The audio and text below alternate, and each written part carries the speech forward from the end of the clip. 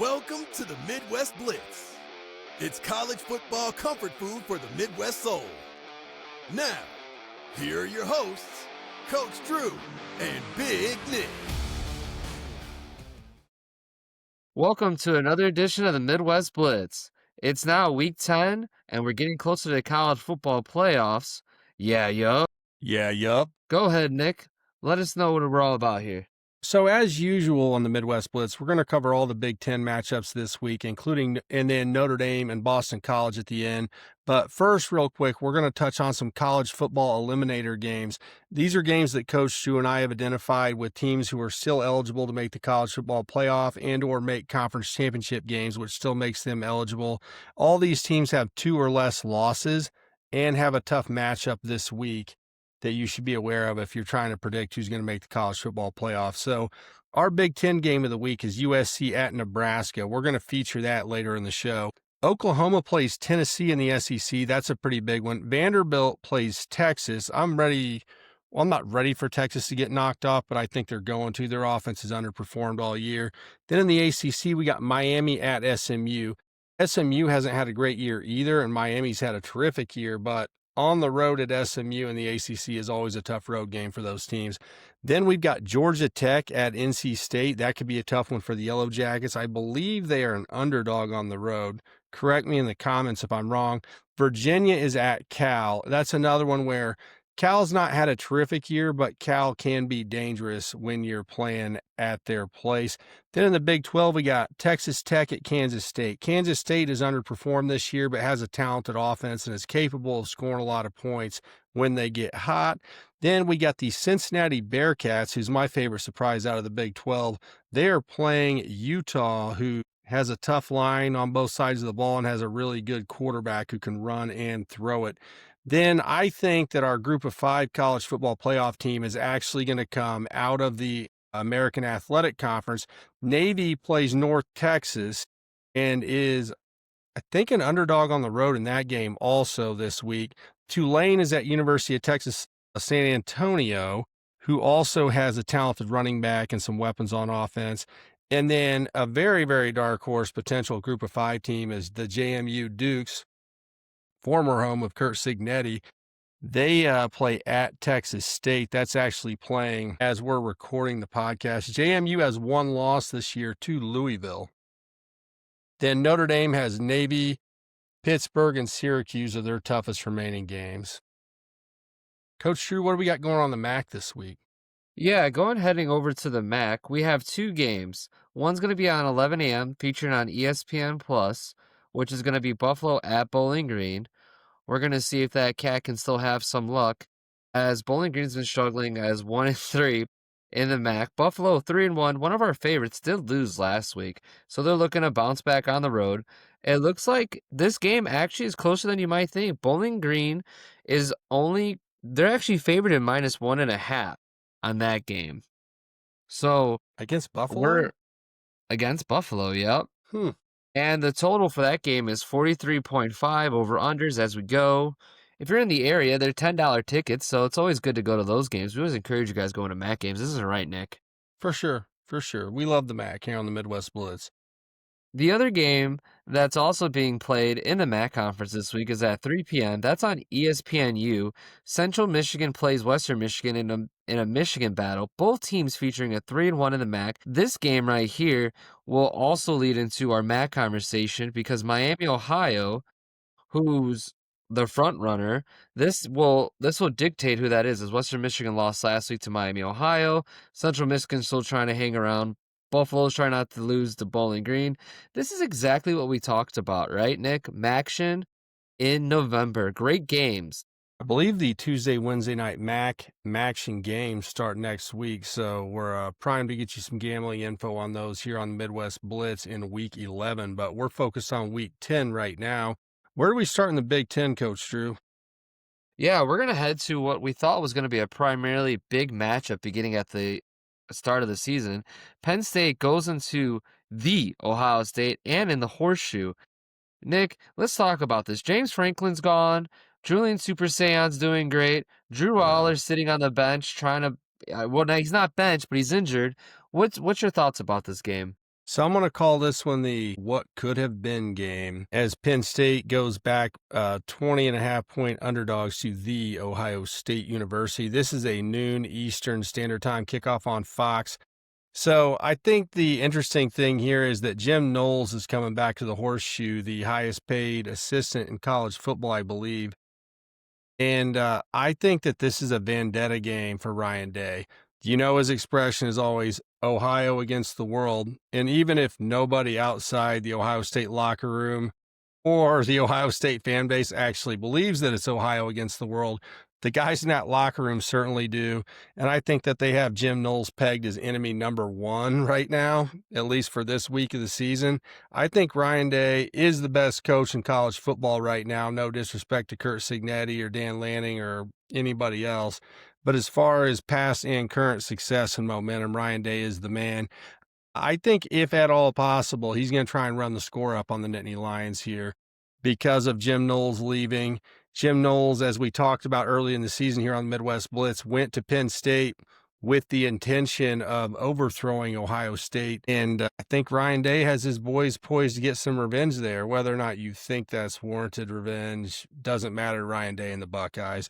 It's going to be a big day for Julian Super Saiyan, Carnell Tate, the most underrated player in college football, and Jeremiah Smith. I got Ohio State minus 20.5.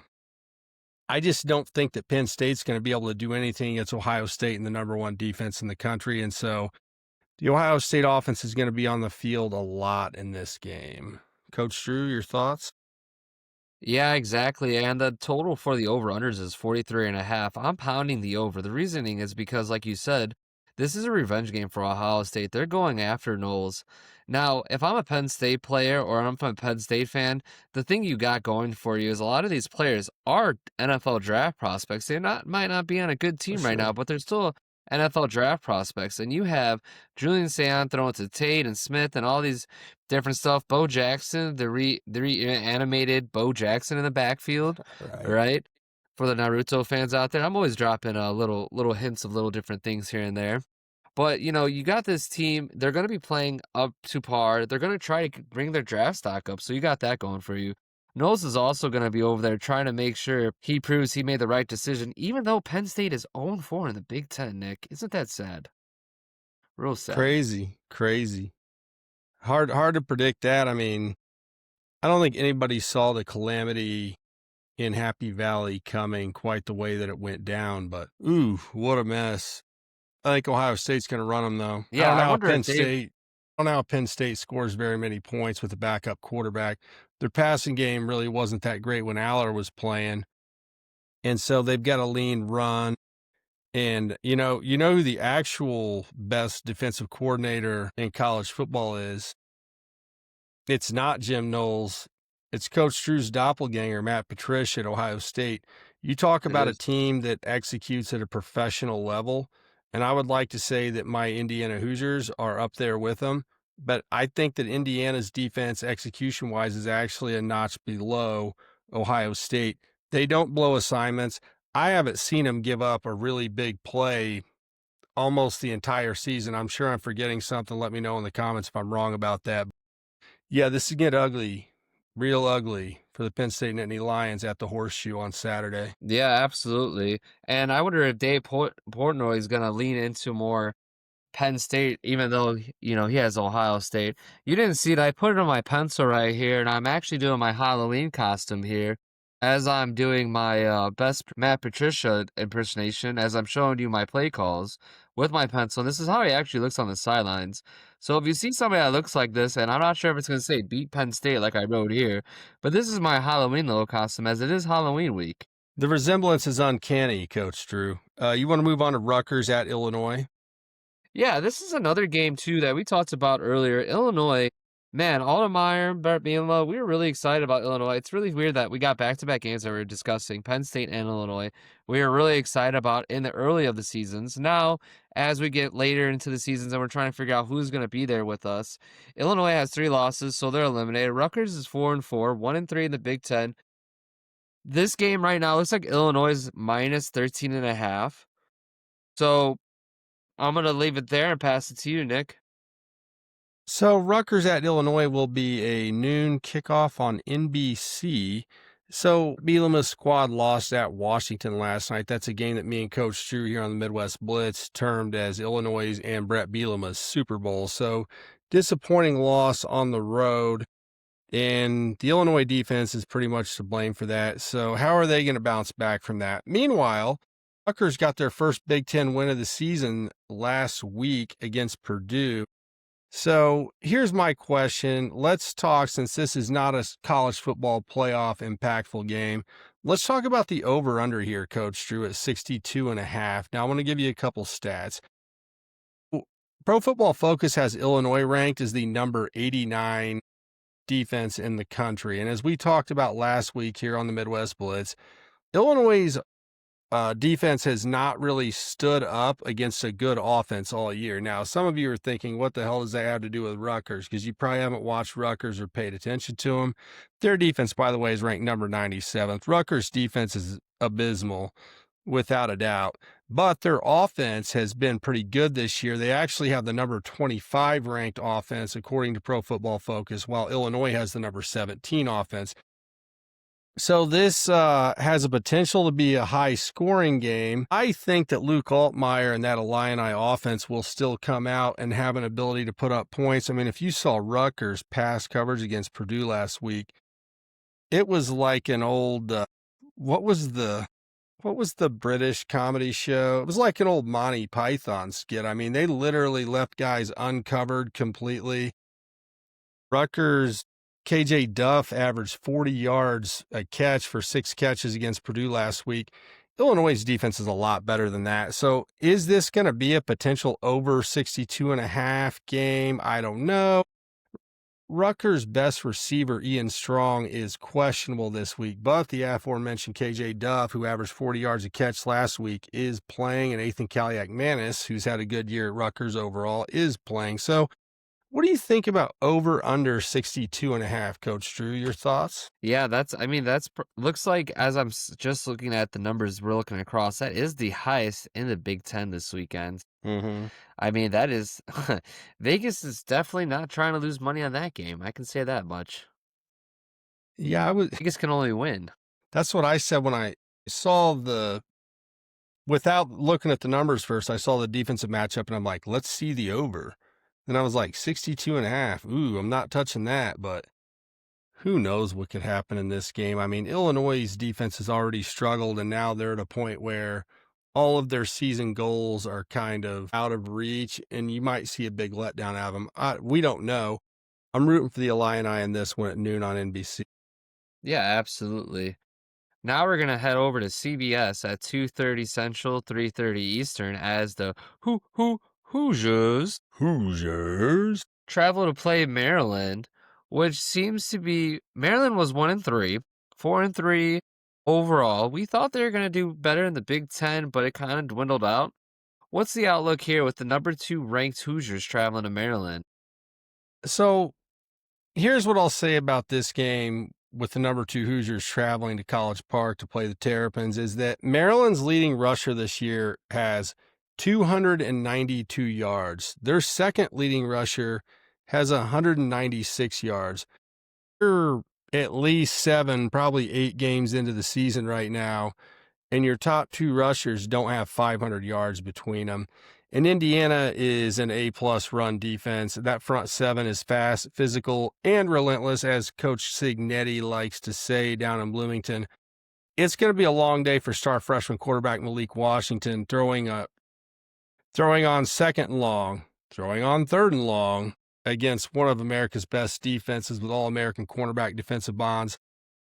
Pons at cornerback, Amari Farrell at safety, Lewis Moore at safety for the Hoosiers. That is a secondary that you don't want to be playing jackpot with, just throwing the ball up for grabs. Heisman Mendoza and the Hoosiers keep it rolling. I got IU minus 21.5. Do you think they cover the total as well? Did you mention that? What was it? 50.5. I got no, right because now. Maryland's not going to score. I mean, if Maryland scores 10 points, they should give themselves a pat on the back. They're not going to be able to score it all in this game. I don't like that 50.5. Sorry, I looked at that earlier, but I don't like it. Because when Indiana gets up 40 they're eventually going to pull Mendoza out and put his little brother in. I mean, they might score again. I don't like it. They scored one time in the fourth quarter in what would have been a high school running clock against UCLA. I was at the game last week, and we thought, oh, they might score 2 or 3 more times, but it's just not the way it works once you start taking your starters out in the fourth quarter, which I see Indiana doing. I do want to give some respect to Maryland's defense this year. It has outperformed. The Terrapins had a chance to have a better season of Big Ten play this year, but their lack of running game on offense has really crippled them, and it's put Malik Washington, who's had a really good year as a freshman starter. He was a 5-star coming out. He's definitely lived up to it. But their offense is in a tough spot when you can't run the ball worth a damn, and that's just kind of where they're at right now. Absolutely. Well, it's time to get into our battered boats and stream up to Minnesota, where the boats might be on fire. They're trying to lick their wounds. The Gophers, I mean, it looks like a bad war scene. They just were eliminated. Sparty travels over. They just lost to their in-state rival, Michigan. This game looks like it's -3.5 right now in Minnesota. That's what stands on ESPN bets. We go back and forth between DraftKings, but I'm looking at the ESPN bets right now. And there's a lot riding on this game, isn't there, Nick? Well, there's a lot riding on it as far as who's going to save face after being humiliated last week. Minnesota got annihilated, and I mean absolutely decimated at Iowa last week. And Michigan got pounded for 276 yards on the ground by what some may say is their big brother in Ann Arbor, the Michigan Wolverines. So the question is, who's going to save face this week? You've got 2 coaches that have to pull their team out of the dumps after a disappointing loss. One in Minnesota, who had high hopes to start the year, but had their 3rd loss last week, as Coach Drew just said, which roundly eliminates them from Big Ten title game contention and potential college football playoff contention as an at-large bid. So who's going to save face this week? Well, let me give you a couple stats. The Gophers are 9-1 against the spread against Michigan State since 2005. Pro Football Focus Protection has the line at 4.5. So now it was at 3 where I got it, Coach Drew. I got Minnesota -3. Pro Football Focus said the line should have been 4.5. Plus, the Gophers tend to cover against Michigan State, so Minnesota -3. I think that there's rumors of Jonathan Smith maybe being on the way out at Michigan State. It's pretty tough to coach under those circumstances, and their defense has not been good all year. Hey, I got Minnesota -3, 3:30 Eastern on Big Ten Network. Yeah, absolutely. And for everybody who's listening, I just want to clarify, when we give you lines, we're giving you live lines too as well. So For we try sure. to clarify when we got those lines and when to take those lines. We assume you're not going to go to the casino. If you're going to the casino, they're more fixed to the PFF or maybe one time. They don't move a lot. They usually move more on the apps because they want you to bet in its fluctuality. That's one thing I just wanted Right. to clear up before we move on to the next game. Yeah, good point. This next game, we're going to Ann Arbor to the Big House, where we have a Michigan team that's 4-1, ranked 21, still fighting for a college football playoff bid, and Purdue, who has a new head coach and still trying to figure out how to get that first Big Ten win. It's really rough to see that coming this week, but maybe Nick has something that we don't know. Let's see. So this game will be at 7 p.m. Eastern Standard on the Big Ten Network. So Purdue packs up their giant drum and their junior varsity defense to head to Ann Arbor this weekend. Purdue is demoralized after blowing the Rutgers game last week, which they were in position to win up 10-0 with less than a minute to go. Gave up an absolutely improbable 2-minute drill that included a 4th down quarterback sneak on the other team's 24-yard line. I mean, if you're Purdue, that is about as much of a rip your lungs out loss as could possibly be. Their defense hasn't been very good all year. And all the while on the other side of the ball, the Michigan Wolverines are just hitting their stride with 2 losses, still in the college football playoff hunt, as Drew just said. Michigan at home versus Purdue has won 19 of the last. Purdue last won there in 2006 as, I believe, a 6-point underdog. not a 21-point underdog. My bet on this game is to bet the under. I had it at 51.5. Bryce Underwood's going to get some quality reps versus this Purdue defense, maybe pad his stats a little bit, but Michigan is going to run the ball and run it again and run it effectively. Coach Drew, any other thoughts about Purdue at Michigan State? At Michigan? My bad. It's in the state of Michigan. They're somewhere up there, yeah. The mitten-shaped state. The mitten shape.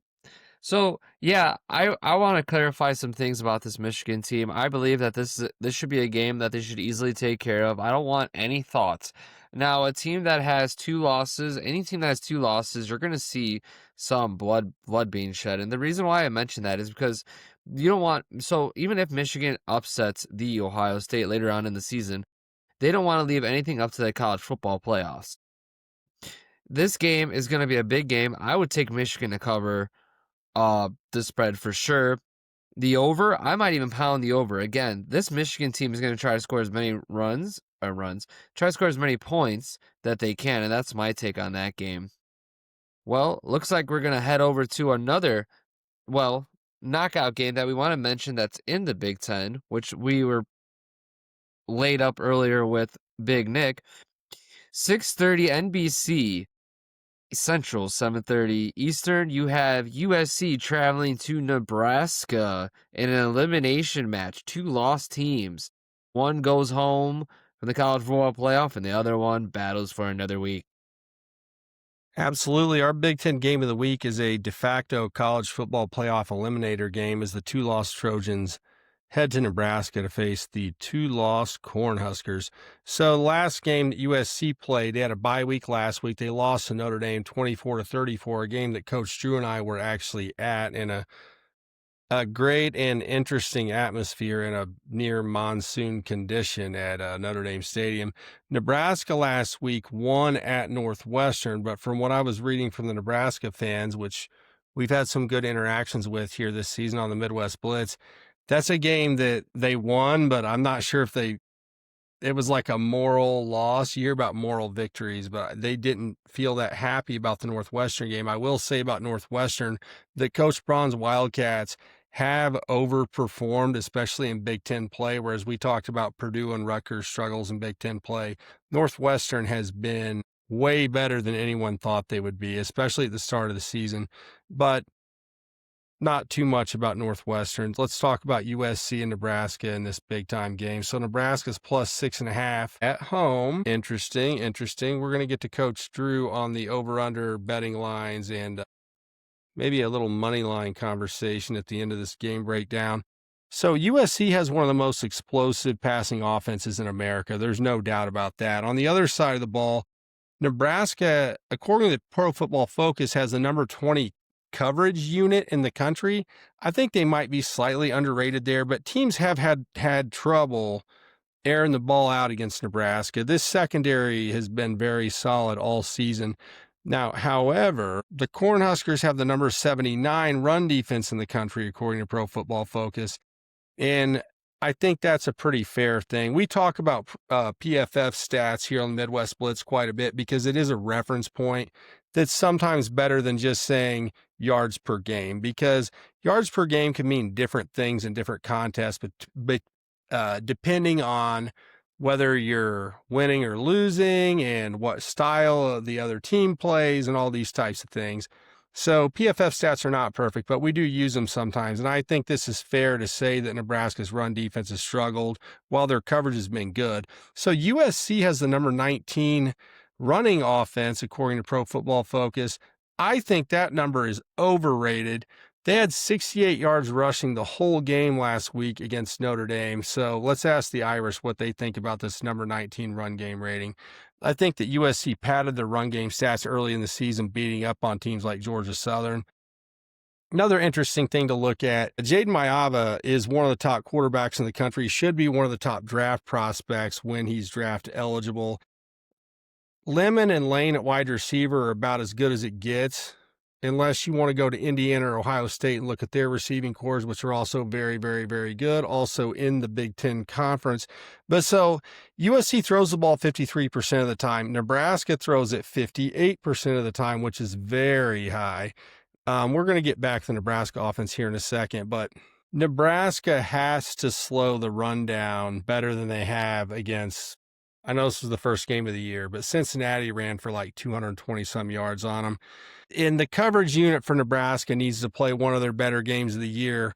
I mean, we saw USC, Drew, in person throw for over 300 yards against Notre Dame a couple weeks ago, and they've had their struggles in the secondary. But I'm telling you, Maava, along with this dynamic duo at receiver, is tough to hold down the pass game. I think that the Huskers are more equipped on the back end to handle this passing attack, though, and I question how they're going to do against this running game, although I think USC is still down to their third or fourth string running back because of injuries.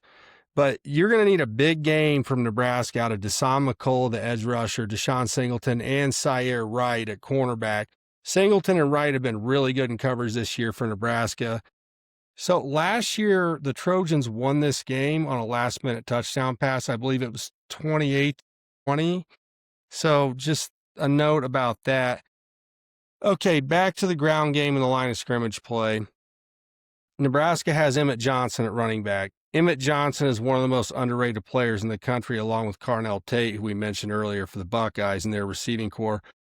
This needs to be the Emmett Johnson game if Nebraska is going to win. Raiola has been turnover prone as of late.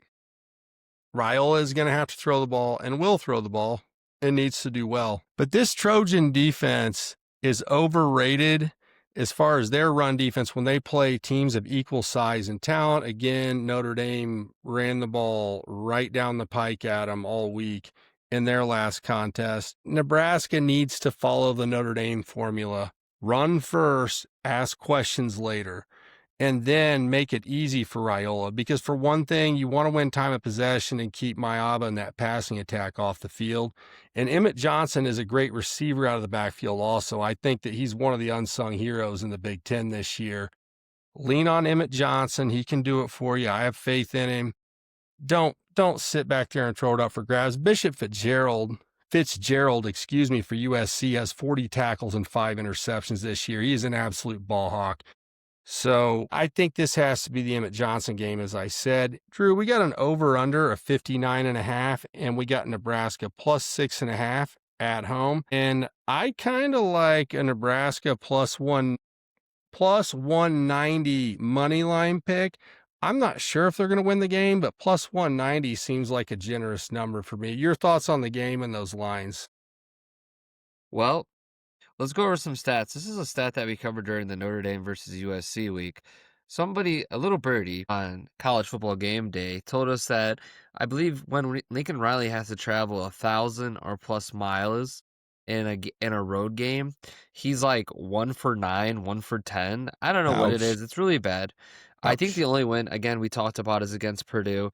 I had to bring out my really, really long measuring stick. I know, I'm pretty fast at it while you were talking. Yeah. And I got it dialed up to be about 1,501 miles. So, I mean, that is over 1,000. Yeah. So 1,500 is over 1,000. And I just wanted to mention that. So when I see USC favored, I'm like, oh boy. Ooh. Las Vegas is not paying attention. They're more worried about that Vandy, Nebraska or Vandy, Tennessee game that's happened also on 6:30. So make sure you have those two TVs going because you're going to have a game on ABC and NBC that are Eliminator games. Then you have your Cincinnati. So right after Halloween, don't eat too much candy because we got some big games going on Saturday. Going back to this game too, the only way I see USC being favored is because more people want Matt Rule to coach their football team than they do Lincoln Riley at this point. Like, that's the only reason. There's noise in the background. It's similar to what Lane Kiffin's hearing. We didn't really talk about Ole Miss, but there's a lot of background noise in Nebraska. Nebraska fans are saying, we don't want Matt Rule. Matt Rule is like, I love it, drinking my Starbucks when Big Ten Network's around. You know, A lot of funny little things going around in Nebraska. This is 59.5. Both teams, I know USC can score a lot. Nebraska with Patrick Mahomes' doppelganger. He's gonna have. Was Raiola just gonna show up in a Kansas City Chiefs outfit and still be dressed up for Halloween? Who knows?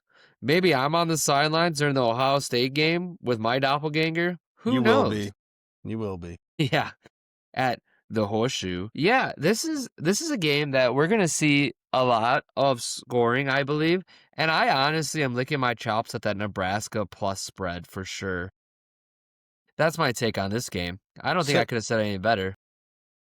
Drew, Matt Patricia couldn't have said it any better. And that is, Matt Patricia has been cosplaying Coach Drew for years. And if you're audio only, yep, see, there he's doing it again. If you're audio only, you can't see the uncanny resemblance between these two sports geniuses, one located in the state of Ohio, one located in the wonderful region area of Northwest Indiana in the greater Chicagoland area. Coach Drew, that was a wonderful breakdown. So I'm going to take my I'm going to call it confidence right now, and I'm going to go ahead and lay it on the plus 190 money line. No, the plus 6.5. You know what? I'm going to bet both of them. Damn it, Coach Drew. You just made me feel so good about that. I'm going to go plus 6.5 Nebraska and plus 190 money line for Nebraska. Yeah, I found this line to be a little odd. Okay, Southern Cal has a lot going for them, as we doted on their passing game earlier, but their running game, okay, they struggled running the ball and defending the run against Illinois a few weeks ago. Illinois ran it right at them, and I mean old school right at them. That game ended up being a field goal game at the end, but as we've mentioned here on the Midwest Blitz a few times, I watched the whole game. Illinois had 2 fumbles against USC on the 1-yard line going in that really, they were drives that Illinois dominated the line of scrimmage running the ball. Illinois should have beat USC by 2 touchdowns and ended up having to win it on a last-second field goal due to the most untimely of turnovers. If Nebraska leans on Emmett Johnson, like I said, I wish I had an Emmett Johnson jersey to throw on the podcast right now. Emmett Johnson is the key to victory for Nebraska in this game. This USC defense, especially, I'm mainly talking about the front 7 for the Trojan defense, is a paper tiger. You know why they call it a paper tiger, Coach Drew? Why do they call it a paper tiger? Well, hell, Coach Drew, it looks like a tiger. That's pretty scary. Nobody wants to run right at a tiger. It's big, it's strong, it's fast, it's got stripes. Those stripes look built for speed, Coach Drew. But you know what those stripes aren't built to do? Stop the run against an aggressive Big Ten offensive line. They need to take it right at USC, just like Notre Dame did. Let Emmett Johnson eat, dude. Feed that kid. Give him the rock. Yep. The only problem is as we do our best to try to update you on injuries, Teddy Prochazaka, I probably butchered that really bad, but we're gonna call him Teddy because I'm Polish and I can mess that up. It's okay. But all right. he's out for the season with the ACL injury. That is confirmed. Just double confirming it. Just some more background notes just for that one. So it is going to be rough for them to recover through there, but we do have to ground and pound. This is the Big Ten, isn't it, Nick? This is where you run the rock. What wins in the Big Ten, Coach Drew? We talk about this on the Midwest Blitz all the time. What wins in the Big Ten? Is it fancy passing game and skill players, or is it defense and running game? This is big boy football in the Big Ten, and that's what Nebraska needs to latch on to. And I mean, for all the Nebraska fans watching and the ones that's your first time watching, we know the history of Nebraska football with the strong running game, the old school triple option stuff, the big badass linemen, all the running backs that you guys used to put in the NFL, and no disrespect to any modern Nebraska players, but you have to embrace smash mouth football against USC. It's the only track to victory for Nebraska is to get dirty in the trenches in this game. Absolutely. Well, do you want to talk about the 2 Catholic schools fighting it out on the East Coast this weekend? Oh, geez. Now, this sounds like a game that should take place in Boston, Massachusetts, Coach Drew, if we've got some Catholic on Catholic fighting going on. Am I correct about that? Yeah, absolutely. 2 institutes that are rivals. We have Notre Dame playing against Boston College. Now, I don't know if they listen to our podcast, but I would assume they would talk like this, as they would probably say, how I say Chicago. So, well, there you go. I'm not being regionalist. I have many multiple accents. I'm not a ventriloquist, but I'm going to pass the rock to you, good sir. When Marcus Freeman gets to Boston, he'll park the car. Is that what you're saying, Coach Drew? Am I? Like a really crappy version of it. I apologize to everybody that had to listen to us do our accents there. So, this is the first Holy War meeting since 2022. First Irish road trip in 34 days this season. Notre Dame is on an 8-0 series run against Boston College here. They are 4-0 straight up against the spread in Chestnut Hill since 21. The Irish 6-0 straight up and against the spread after a bye week. So last 4 meetings have gone over the total point spread. I don't really see, you got the point spread, Coach Drew. I don't really see how Notre Dame screws this one up. I just don't. Right now, currently live, we're looking at a minus 28.5 as we're recording, and then our over-under is 55.5. It's a lot. So we're definitely looking at Notre Dame, who's traveling to Boston College. Boston College is 1-7. Notre Dame's 5-2. The ESPN Analytics is giving Boston College a favorable 2.8%, jokingly. This does seem like a trap game for bettors because everybody wants to bet with Notre Dame covering the 28.5. This kind of goes back to what we're talking about Michigan obliterating their opponent. They do want to obliterate their opponent, but I see, that's why, like, I don't want to say, like, I can definitely see Notre Dame winning, like, some weird, like, 27-0 or something, or 27-3, and then just blowing it all out of proportion. You know why I bet the under in the Michigan-Purdue game? I didn't bet the point spread, Coach Drew? Why? Because Purdue, again, might not score. And then that's going to be one of those things where Michigan is up, just like Notre Dame will be up here. Notre Dame's going to run the ball heavily in the second half of this football game, so you might get a backdoor cover. But in either scenario, I look at an under, and this is just me thinking about out loud about the gambling aspect. I look at the under when I've got one team that is going to struggle to score at all and another team that runs the ball well on offense is really going to milk clock in the second half. So I might think about an under in this game. Yeah, I agree with you. I'm right there with you.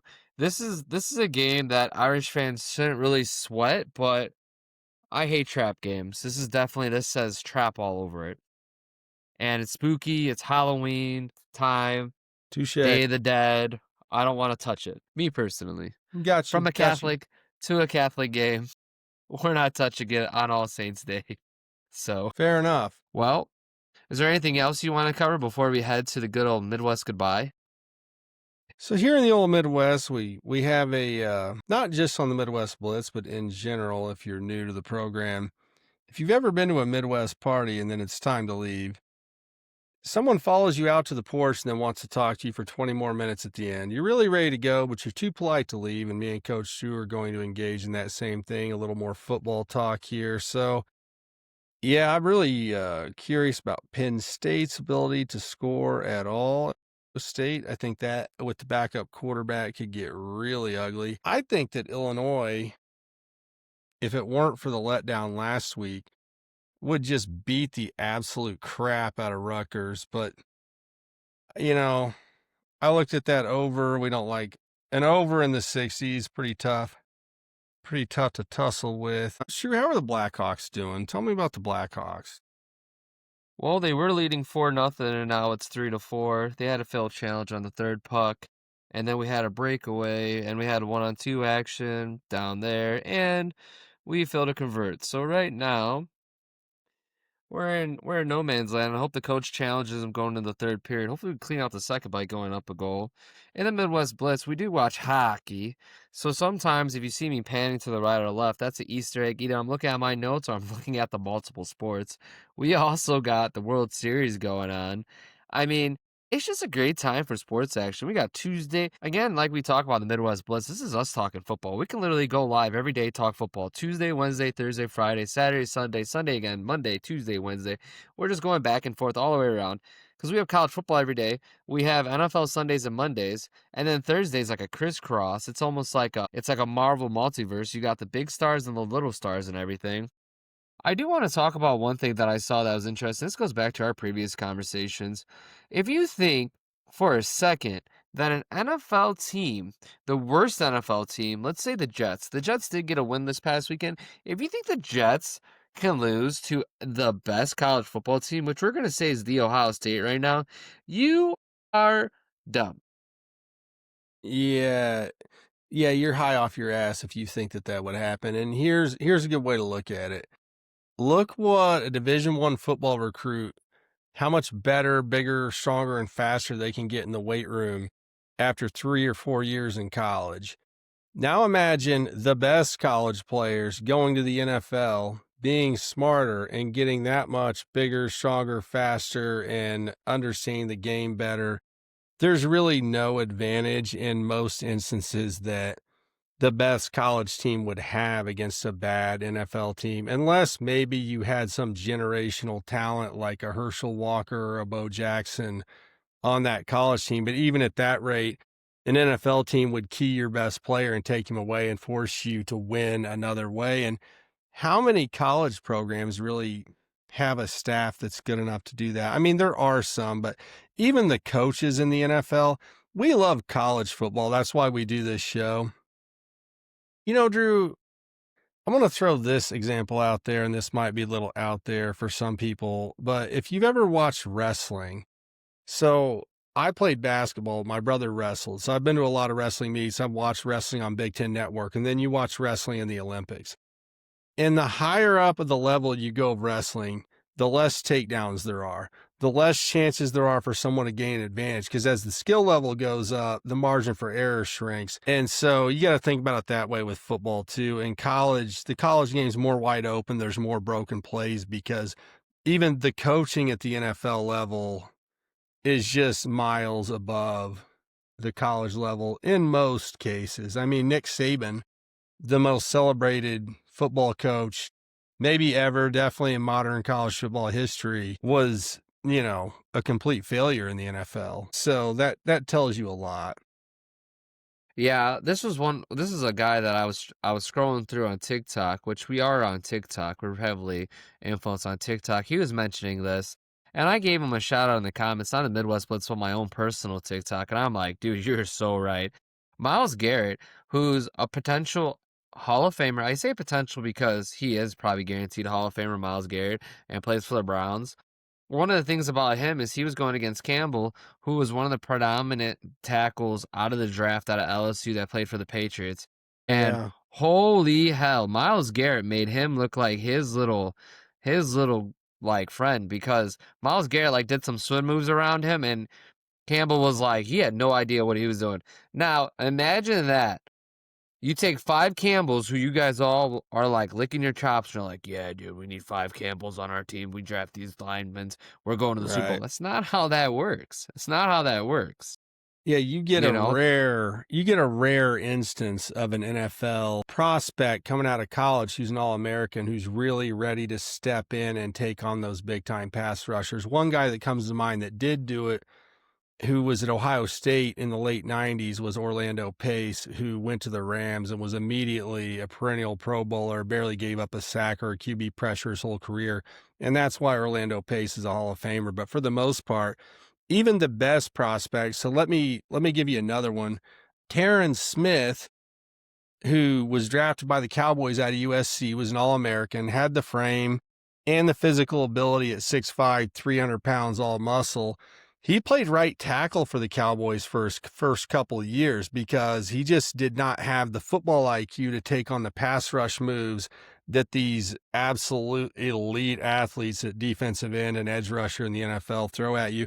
But then Terrence Smith ended up being I want to say 7 or 8 time Pro Bowler. He's a potential Hall of Fame player, but he wasn't even ready out of college, and he had all the physical tools, but there's a mental element when you get to the professional level that in college is just not there. But the reason I brought up the wrestling comparison earlier, Coach Drew, and I'm glad you brought that up because it brought me back to this, is it can be more fun to watch an amateur contest in wrestling than it is for a lay fan, for somebody who's not in tune with the intricacies of the sport, because the action is easier to understand. There's more takedowns in an amateur wrestling match than as you get up towards the Olympic level, which they're still amateurs, but you guys understand what I'm saying.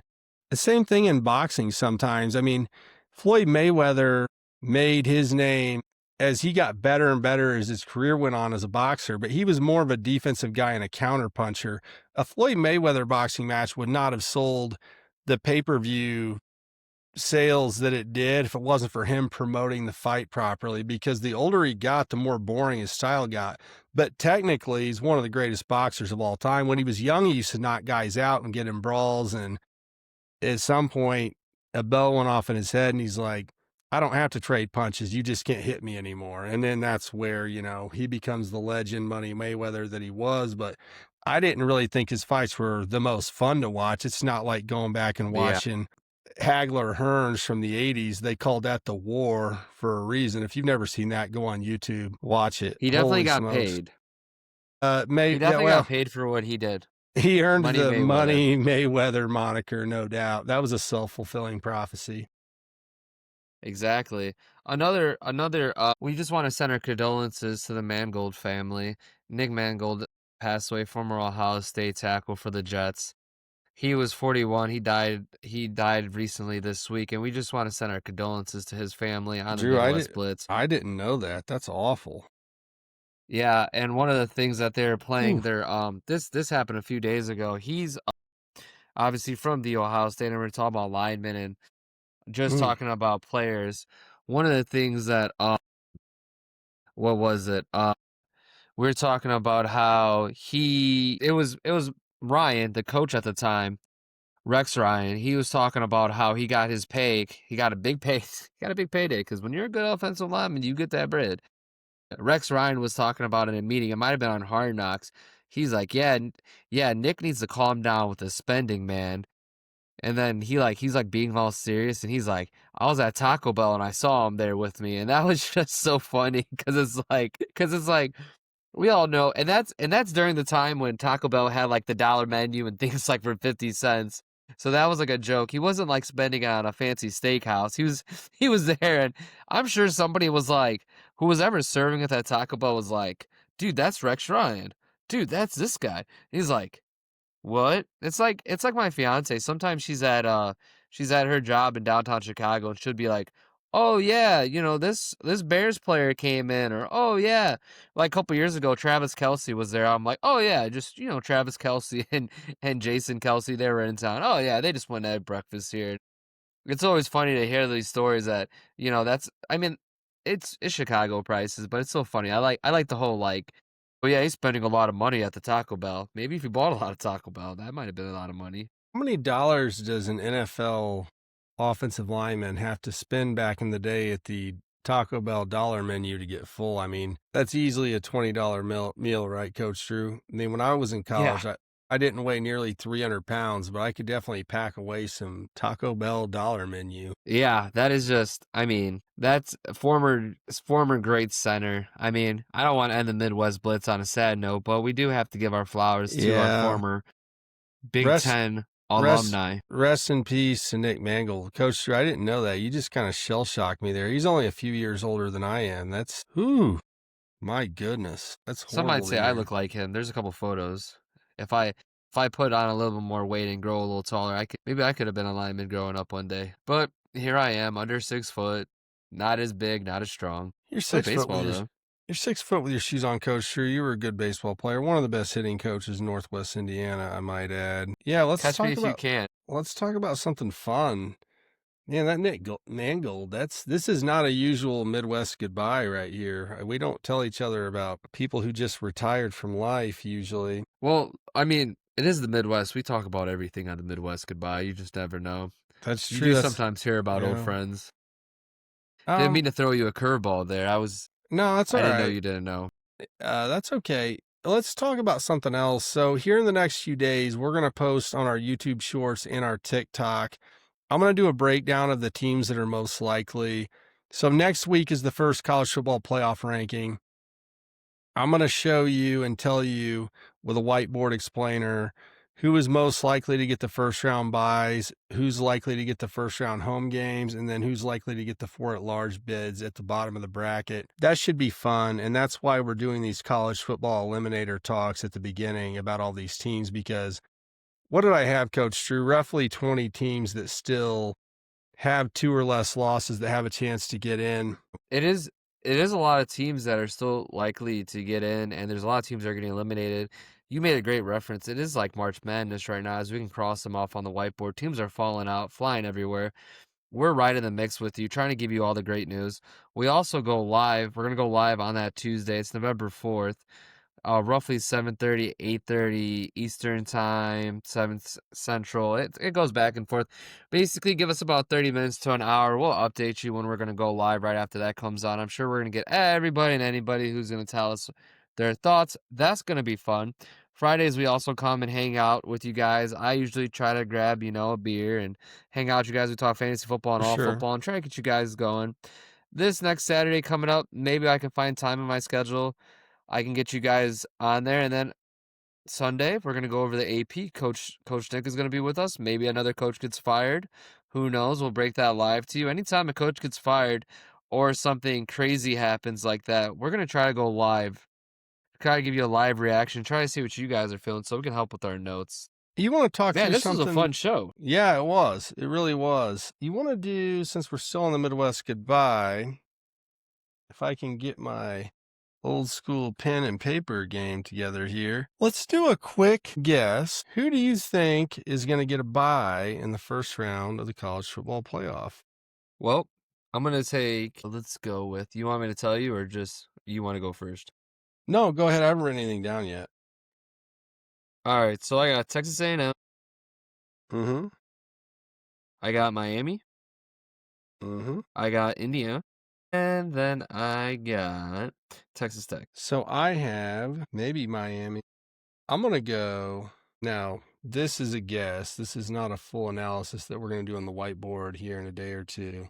I got A&M, Bama, IU, and Ohio State is the bye. I'm going to go. I'm going to go Texas Tech on the next line, or maybe Georgia. Did you take Ohio State? I have Ohio State to have a bye. I got you why I chose your Hoosiers in a second if you want to know why I went to Hoosiers. Go ahead and tell America, Coach Drew. Should I tell them my Doc Holiday voice or should I go my normal voice? Let's try your normal voice for now, Coach Drew. We're not Bayou Brian down here. Down yonder. Down With our family. Mm-hmm. Well, the reason why I took Indiana with that bye is because Indiana, as long as they take care of Maryland, which they should, Penn State's a wounded duck. They play Wisconsin, who can't score a forward pass, and then you have Purdue to end the season. Ohio State has to play Michigan, and I think they can be able to get well rested, keep that game controlled, do everything they need to do. And guess who's going to give them probably the best film? Who? Michigan and the Ohio State in a big game. And Sig's going to literally watch that game 100 bajillion times where he's going to win. Indiana, would that be Indiana's first Big Ten championship? In the conference championship game era, certainly. It'd be their first share of a Big Ten title since 1967 when they went to the Rose Bowl to face the USC Trojans led by O.J. Simpson. There you go. That's a big fact. But that's what I have, Texas, the reason why I picked Texas Tech is because money grows on trees down in the oil country, where also Texas A&M is. And then they also have Carson Beck over at Miami. I think they can get it done down there. I really think that Mr. Beck. Nobody liked me until I put on the mask. Yeah, He's down there destroying lines. That Bain at Miami, I mean, he might be the first pick in the NFL draft. I'm still working on my last 4 line here, which is not going to end up being accurate. Who do I have? I'm going to take, oh yeah. All right, this doesn't look bad right now. Okay, so 12-team playoff bye for A&M, Alabama, IU, and Ohio State. Home games for Texas Tech, Oregon, Georgia, and Miami. Then the road game teams will be Georgia Tech, Vanderbilt, who we probably disrespected pretty heavily there, but I didn't put them in immediately. Vanderbilt is probably getting in the playoff the way they're playing right now, though, so I've got them as a road game. BYU and South Florida out of the American Conference is going to be the dark horse. But what about the Notre Dame Fighting Irish?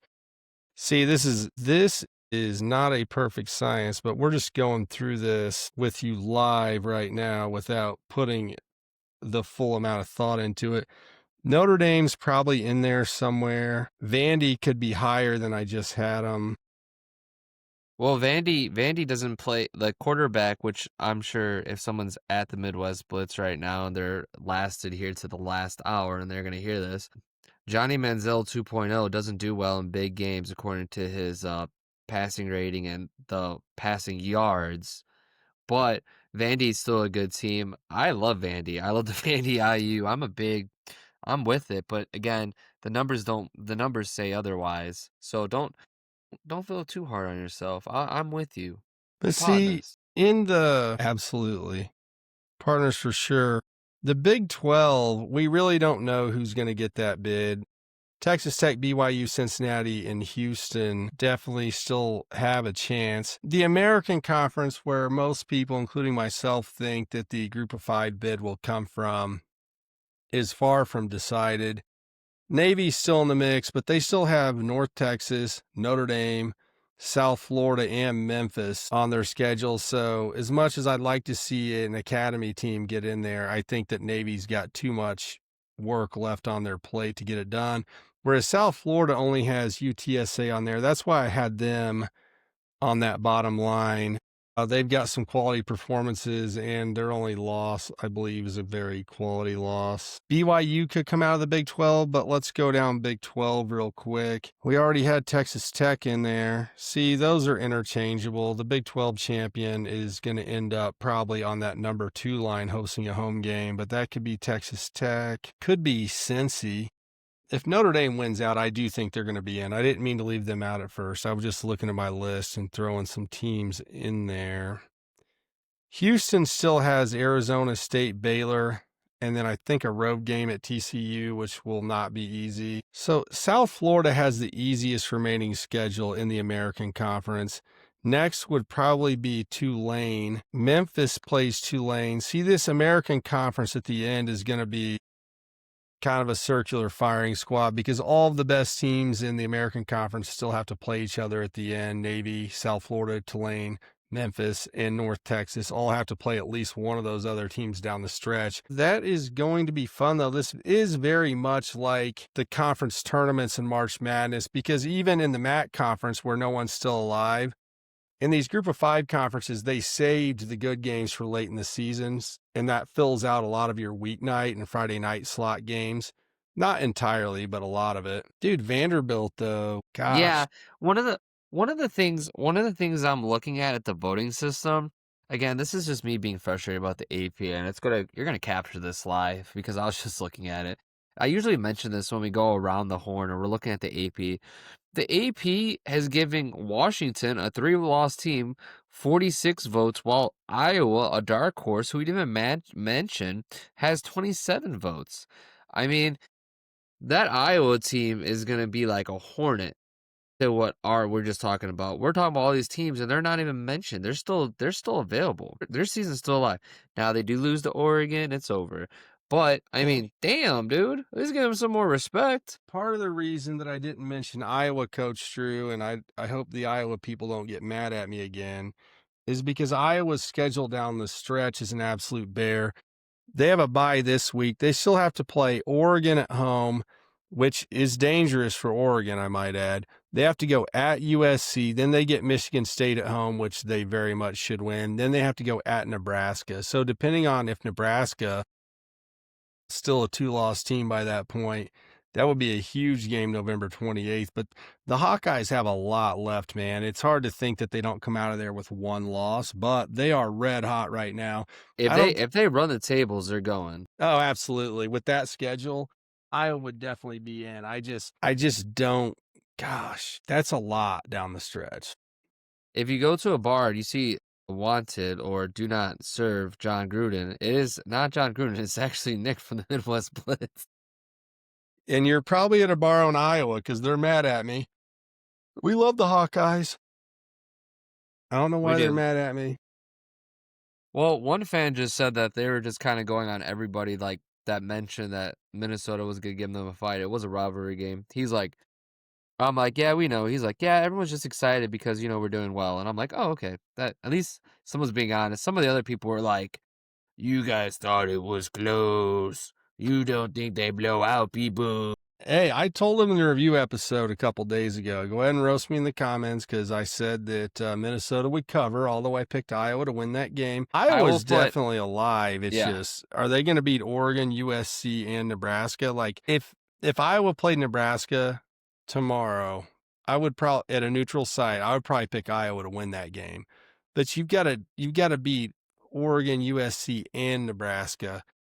And you talk about a matchup of two teams with opposite styles. Iowa and USC could not be more different in their offensive approach, at least. Well, yeah, and the other thing too is I can guarantee you that me and you watched more Iowa film, understand Iowa's offense. I chose Iowa to do really well and be the dark horse. You did. And all these fun facts. At the beginning of the season, somebody might say, yeah, Iowa's going to blow out teams because they have one of the best passing quarterbacks of all time. Yes, he's been in the league for like 4 or 5 years, or in the college football league, but they weren't doing that at the beginning of the year. So now, you turn on the TV, now it's week 10, you're like, oh, is Iowa still alive? Iowa blew out Minnesota. This is our year. Blah, blah, blah, blah. Welcome to sports. Iowa has not gotten any respect all year from media except here on the Midwest Blitz because we are here to give fair coverage to Midwest college teams that don't get it from the biased mainstream SEC, ESPN type of sports media outlets. Iowa with 2 losses has gotten no recognition. Vanderbilt's just now getting it. Hell, Indiana's just getting fair recognition here in the last couple weeks, to be honest with you. Yeah, absolutely. Well, I think that takes care of the Midwest goodbye. Hope you guys were educated on some new things. We do this at the end. We get through the sports and we just sit here and chat and we tell stories. This week, just like our schedules, we're still trying to build some stories. Hopefully, our next Midwest goodbye and the recap, we can tell you all the fun things we did on Halloween. Maybe some trunk or treats. Trunk or treating? All that fun Coach stuff. Drew? Is that what you said? Drunk or treating? Yep. Trick or treating. Hopefully, yeah, trick or treating. All of it. So, well, this is Coach Drew signing off. Later. See you guys. Hey, thanks for checking in, guys. Let us know in the comments if we missed anything on the CFP, and we will catch you in the next one. Indiana. I'm doing the Beetlejuice because we need the data to say Indiana multiple times. So when it reads the script in the SEO, we get more Indiana people. Indiana. See you guys later. Kristen Eddie shows up to your house now. Hey, the couch is open. It's a nice couch, Coach. You're more than welcomed.